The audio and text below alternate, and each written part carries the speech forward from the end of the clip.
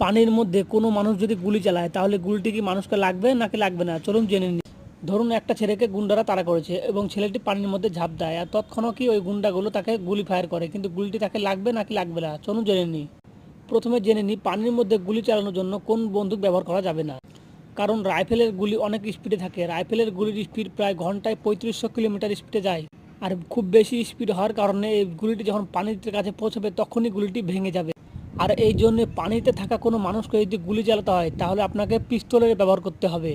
চলুন ধরে নিলাম পানির 10 ফুট নিচে একটি মানুষ আছে এবং এই মানুষটিকে মারার জন্য কিছু মানুষ তাদের পিস্তলের ট্রিগারটাকে চেপে দিল। ট্রিগার টিপার সঙ্গে সঙ্গে পিস্তলের ভিতরে থাকা ফায়ারিং পিন গুলিটির পিছনে সজোরে ধাক্কা মারবে। এতে গুলির ভিতরে ভরা থাকা বারুদে আগুন লেগে যাবে এবং গুলিটি 700 কিলোমিটার প্রতি ঘন্টায় পিস্তল থেকে বাইরে বেরিয়ে আসবে। গুলিটি পানিতে টাচ হওয়ার সাথে সাথে পানিতে থাকা মলিকিউলস গুলিটির স্পিড দিকে কমিয়ে দেবে, আর গুলিটি মাত্র পানির 2 ফুট নিচে অবধি পৌঁছে